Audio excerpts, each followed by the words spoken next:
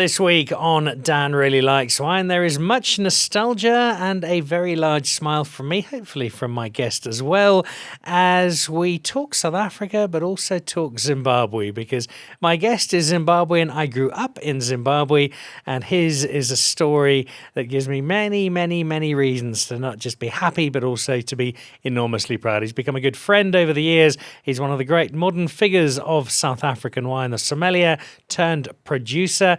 Tinashe Nyamudoka, welcome. Thank you, Dan. Great to see you again. It always gives me just such a happy feeling when we catch up, because not only is it great to see you, but it also just reminds me of this story that I now mostly see play out through Instagram as, oh, Tinashe's in Sweden today, or he's dropped into Chicago for the weekend, or the life of where you are now versus the life of this Zimbabwean who arrived over the border with very, very, very little at any level other than a determination to try and make something work, not even wine at that stage. Do you get time in this crazy life that you have now to occasionally just sit back with a good glass of your Kumusha wine and go, yep, this is all real, and this is the journey I've taken? Oh, man, I keep on pushing, but I think of late in the last couple of year or 2 years now, I just took a moment to pause and be like, especially now that you mentioned, the traveling, I like to post a lot. And now I get so often Facebook reminds you of your memories, and it's so rewarding when I see stuff that I used to talk about 10 or 8 years ago, and I'm living it. And maybe that's when it dawns to me that, man, you should take a moment to pause, reflect, and enjoy. But I'm still as ambitious as I was back then. Feel like I still need to achieve more. So I think that's the downside of it. When does it ever stop? You and I have been able to share your story on many, many occasions. It's one I particularly love. But if you think of the Tinashe who arrived from Zimbabwe, no wine knowledge, no wine history or experience, you were just somebody like so many Zimbabweans of your time. You were just trying to find a better life for yourself. What do you think Tinashe then would say if Tinashe today had said, this is where you're going to end up? Do you think he would have believed it at all? Nah, not at all. I don't think so, Dan. It's just like, life takes you in different ways. And I think as a person, I've always been ambitious, like I say, but always been willing to learn, to receive information. And once you always in that state, I kind of feel things come to you.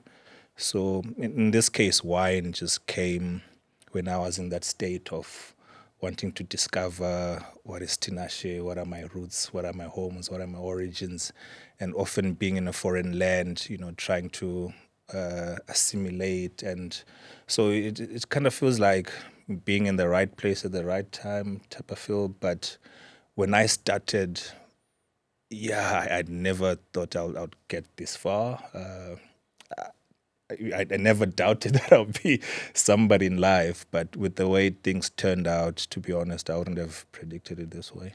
Your wine story began with becoming a worker in a restaurant, finding wine almost accidentally, and then working your way up. And a big part of that is you are as hardworking and determined a person as I've ever met. But there also had to be something within you latently that gravitated towards an understanding of wine. There was this untapped secret ability that you could drink a glass and it would mean something. When did you start to realize that you had that hidden magic? This is probably in my time at the One and Only, because now I was exposed to a lot of wine and would visit a lot of vineyards with, I remember my old mate Andre Becker and Eric Botter, who were my senior guys there. And for me, what was interesting is when I visited these vineyards and you hear the long tradition of this wineries, some 7th generation, 4th generation, and you see the pictures of, their grandparents, great-grandparents. It just dawned to me that, I've got this rich history in farming in Zim with my grandfather, and, this history of ours has never been documented, but here in this world, they appreciate they document it. And I've always been a fan of geography, history, maybe to a later extent, agriculture that I love now. But all those kind of culminated in me, like, wine is just beyond the beverage in the glass. It's just like history, tradition.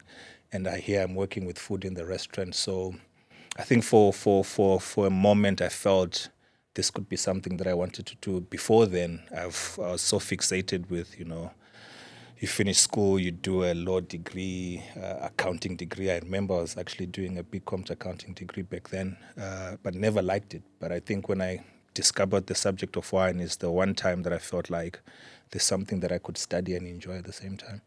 I'm fascinated across the board, whether it's Michael Fridjon, whether it's Ibn Sadi, whether it's a wine writer, producer, maker, the light bulb moment, that first glass of wine that really spoke to them. And it doesn't happen with everybody. Yeah. With some people, it's a gradual process. But there are others, and they think back, and there's a particular bottle, a particular glass, and it just spoke, and the angels started singing. What was there, that bottle for you?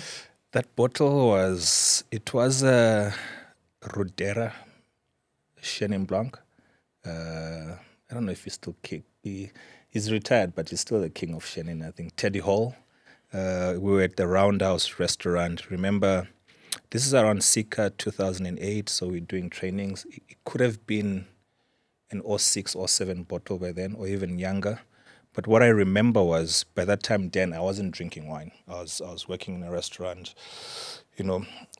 studying wine to be a good salesman and make more money. So I never really liked the stuff, especially the Sauvignon Blancs was just too sour, too acidic for me. But the first time I tasted the Rodera, man, the color was just like that golden, bright. And when I tasted it, it was just like round, lush, almost, well, then I used to say maybe it's sweeter than everything else. But it's just that off-dry, rich, what we so love about Chenin. And that made me realize, okay, there's actually some good wines. I could drink this. So, yeah, that one stands out for me. I think I still remember it. It was a Rodera Robusto, Chenin, Teddy Hall. Well, one of the things I love about wine, and you're now on the flip side having your own brand, is that it's unlikely that Teddy Hall will know that. Yeah. And it is almost impossible for you to know now as a wine producer that as we speak now, sitting in Johannesburg, somebody sitting in Milwaukee is opening a bottle of Kumusha. And I've had a person in Alaska send me a picture. I'm like, okay, how did that wine get there? And this ability of wine to connect around the world, and it's a legacy which you will never know the full extent of. But every day, somewhere around the world, you, like our other winemakers, you're bringing joy, and it's such a great gift to be able to give. And that's priceless, Dan. Like that's why we do it, and that's why we're still in this game. If it was about money, probably most of us would be off of it. But that experience, that's why I always say, for me, wine is about memory, is about, putting yourself in that moment. Like as I was explaining to you, I remember that day, and I've had so many memories and moments with wine. So for me, I've seen it already, but just knowing there's someone out there who's sipping on this wine and still has memories back then.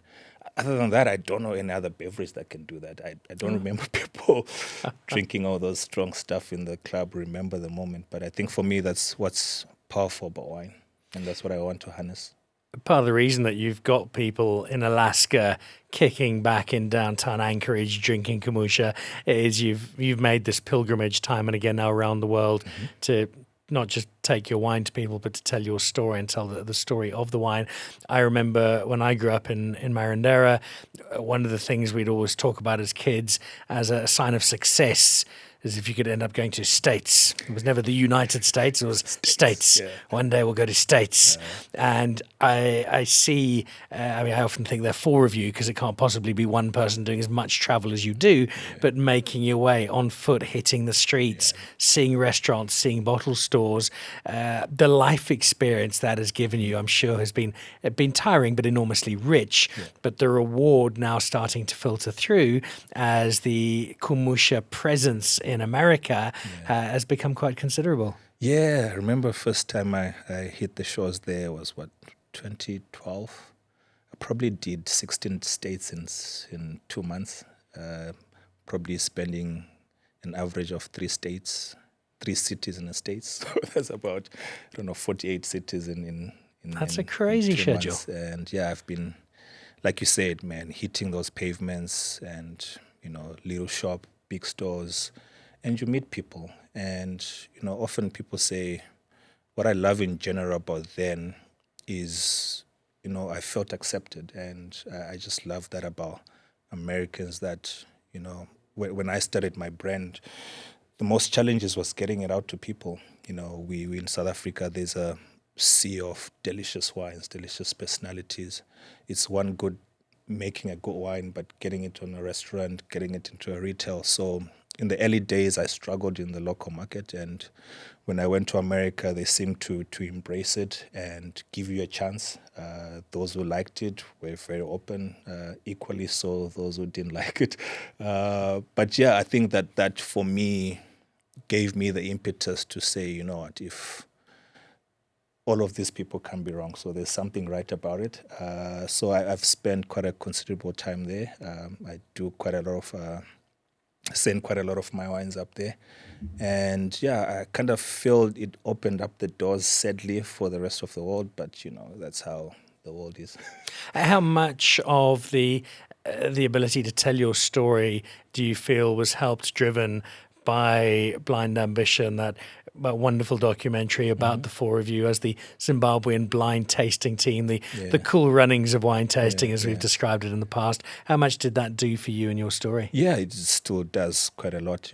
More often than not, I get people, because it's still showing on these various platforms, and it's always a nice discovery when someone sends you a post that I'm enjoying this movie and I'm drinking a bottle of Kumusha wine. So that story is still going on.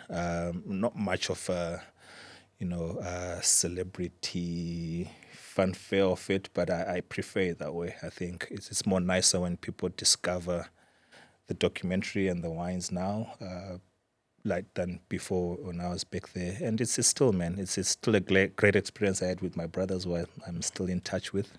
And like I say, Blind Ambition only focused on 4 Zimbabweans who came here. I was just fortunate that I'm one of them who got to tell my story, but it's a story for millions of people, millions of Zimbabweans in particular, and other migrants across the world. So I'm one of the ones who didn't like it because it made me cry, and I was supposed to be hosting a premiere of it. It was terrible. No, it's such a heartwarming story, and I think that migrant element is so important in the modern world, because there are few more vilified characters than the migrant, and a migrant, as you know well, is more often than not someone who has so little and is already the low-hanging fruit for people who want a nice, easy target politically. So there is that charge to it. There's also, of course, the Zimbabwean story, and that is what meant so much to me. And I was back in Ndakwenda Kumusha a few weeks ago, and I arrived with my family in Victoria Falls, and we arrive at the first restaurant. Wine list by Tinashe Nyamudoka. We then get out on a boat on the Zambezi. Your 4 wine options are Kumusha. Then we go for dinner somewhere else. The wine is Kumusha. You've basically taken over the entire Zimbabwean wine industry. But you can see how proud people are when I was talking to guys in the restaurants, not knowing who I was, which reflects very poorly on them, and going, this is Kumusha. This is a Zimbabwean guy. He's very famous. He makes his wine in South Africa. He brings it up here. There was a huge amount of pride in the Zimbabwean angle to that story. And yes, it's great to have that market to be able to sell wine in, but I think that you've been able to go Kumusha, to go home with your wine, just brings it full circle in such a rewarding way. It does, Dan. It does. Like you mentioned when we started, I left Zim with a backpack. Like you said, I didn't have much, probably 2 change of clothes. And now, I send pallets of wine back then. And like you say, man, you see it now, but I remember the early days of going to Vic Falls, trying to convince guys, this is a good wine. Please try it. And with time, I think, with me just staying true to who I was and making sure the wines were great, And when I started, I also knew that, I didn't want to be the story, I wanted to be part of the story. Like, I want to be part of the conversation. So I feel in a space like Vic Falls where, it's a beautiful space, the Victoria Falls, like you said, no matter how many times you go back there. Still takes the breath away. It still takes the breath and away. soaks you. Takes the breath away and soaks you. So for me, it's just like, I want to be part of that story. And I feel it when in Zimbabwe, and I go to a lodge and the guys are saying, man, your wine does well, yeah. And the guests love it. And that's the most important thing. There's one thing, selling a wine with emotion and pride and everything, but wine is, at the end of the day, has to be nice. So for me, that's the cherry on top when they tell me, and the guests love it. I remember talking to Ernie Else about his wine journey, and he made a very simple but very important point, and it relates to exactly what you do, where he said, because I'm Ernie Else, I can sell my first vintage, but I can't sell the second. Yeah. And it's something that you've managed to do. You've partnered with the right kind of people. You haven't pretended to be a winemaker, but you have put in a huge amount of input on your understanding from your sommelier background of style, of what you want. And we've got a couple of the wines here, and I'm really excited to have them, not just because I know they're lovely wines, but because it's just another reminder to me of where your journey has got you. And the first one speaks very much to our shared Zimbabwean heritage, because the flame lily is it's a powerful image for us as Zimbabweans. Yeah, it's the wine that started it all. And you spoke about selling the first glass or selling the first bottle because of emotions and maybe sometimes out of pity, but selling the second glass and the third second bottle and the third bottle is a challenging. And I remember I have a conversation I had with another good mate, Warwick, former Warwick, Mike Radcliffe. I think he's the one who put the reality on me. It's like, Tinashe, you only be in business when you've been selling 3 times to one person. It never made sense back then. But that's one other thing, important thing, Dan, that this journey has... I'm a first generation business guy. So when you do the wine, it's fanfare, but when you decide to do it as a business, that's a whole different game. When I started Flame Lily, I had 1,500 bottles. I was still working as sommelier at the test kitchen, kind of sells. But when you decide to leave and go full on, that's when the challenge comes in, and you realize there's stuff you have to do. And that's the difficult part. But on the other side, it becomes very, very, very simple and enjoyable. So I remember my first 2 vintages of this particular wine. I used to call it a white blend. And wherever I'm going, it's like, okay, what's in the white blend? I'm like, Roussanne, Chenin, Semillon. I was like, no, we drink Chardonnay.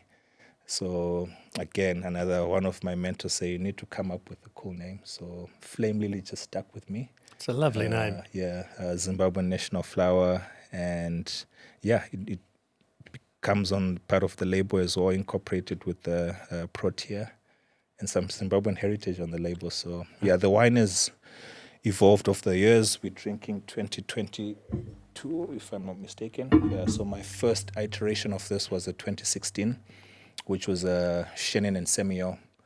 Inspiration was from Butch. Which is an unusual combination. Yeah, because Chris was doing it. So he was doing the early versions of Catology. And I was working a lot with it in the restaurant. So I walked up to Chef Luke. I said, Luke was actually the first one who said, Tinashe, you've been here, you're doing so well. Man, I'm worried, how am I going to keep you happy here? Like, I've always had a thought of getting my own brand. He's like, yeah, you should go for it. But make sure the wine works in the restaurant. So that time I was using quite a lot of Chris's wines, Catology, and like, if Semillon and Chenin works here. So I went to Ati Law, Opstal, and Ati had this Carl Everson Chenin, beautiful one. He had the Baba Semillon. I'm like, there's my wine. So I did a 50-50, which was well. I think I was just a seller at then. Did well, sold quite a lot of it. I forgot to keep some library stock. Oh, so there's none left? Yeah, I've had to buy from people. So I've got like maybe 13 left. So every year I do a vertical, and that wine is singing. So my second vintage was also a blend. I think I introduced to the Semillon Chenin, I introduced Viognier, a lot of varieties, probably at 6, which was very good. I love that vintage. It was a 2017. But now it came to a point where, I wasn't feeling the style, because remember, I was just blending what Ati had made already and in his own iteration. And I felt I just wanted my own thumb, my own identity on the wine to make it different. People saying, no, but it's not your wine. So I skipped 2018. So from 2019, I started assessing my own vineyards. I invested in my own vessels, barrels. So 2019 was the first one I got from the vineyards and my selection and my style. And it got 5-star platter. 5-star platter awards. And it's still been the benchmark of my quality and style. But for me, it was rewarding because I felt, liberated. No one can doubt or judge me. Like, I know what I'm doing. So from then on, it's just been beautiful, beautiful. So what we're drinking now, I'm kind of like stuck in. I go to Eben when he does his tastings, and he's of the opinion that you need at least 10 consistent vintages of doing the same thing. So before 2022, I was just mixing up and trying to experiment. So 22 is the first vintage. I think I've got 23 now, bottling 24. Same vineyards, same process. So I'm probably not going to go 10 years like Eben. Maybe check after 5 years. It's on a lovely path. And as much as the wine itself is a delight, watching your face talk about it is the real delight, and seeing the pride, and it's very justified pride.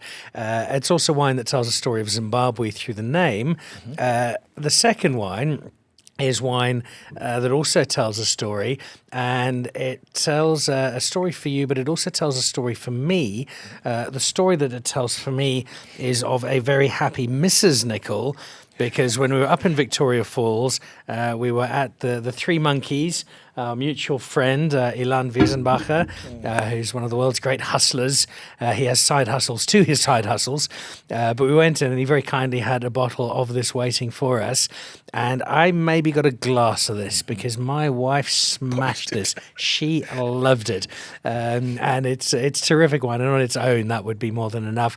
But there's also something very personal in the name, because Hurud speaks to the family and what the name means.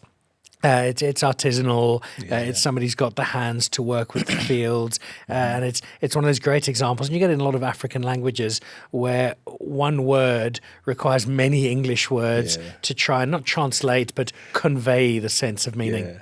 So Horuza Den is the last or recent wine that I've added to my range, and like I said, Dan, when I don't own vineyards yet. But I source from guys that I've been working with for years. Ati, I've mentioned already. David Saudi, I get my Pinot Touch from him. I work with Sondagsklub Vineyard, Hermanus Pietersfontein. And if you look, especially in the in the example of Ati is 7th generation of the farm. Stanley's dad is still there. He saw his grandfather. And it goes back to what I was saying earlier. When I interact with these people, and rest in peace to the Statler senior, but Danny is 4th generation where I get these grapes, and it dawned to me then that I'm gonna give away my age anyway because I'm 27 July, I'm 40, but I grew up in the city. Only went to the village to my grandfather holidays. We never loved it because you're missing away from the TV and stuff. But the moment I went there, I was happy because, my grandfather was a farmer, herding cattle, swimming in the river, in the dam. And only when I grew up that I started to realize, I stumbled upon my grandfather's diary. So he used to record when he planted, when he harvested, how much he got, what was the vintage, when it started raining. So me interacting with the folks here, I'm like, this is pretty much the same. My granddad did it with, cotton and maize. These are just grapes, but it's the same philosophy.